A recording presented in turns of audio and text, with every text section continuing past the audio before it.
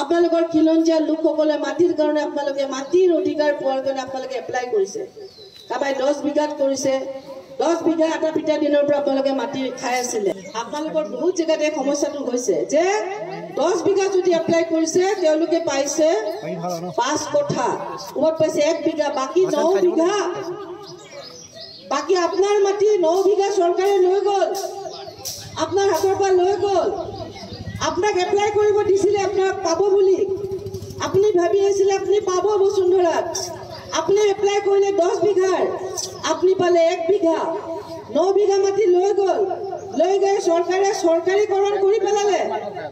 আৰু সেই মাটিটো এতিয়া সৰকাৰে কাক দিব জানে কাক দিব কওকচোন এইখিনি কথা ৰাইজে জানে কাক দিব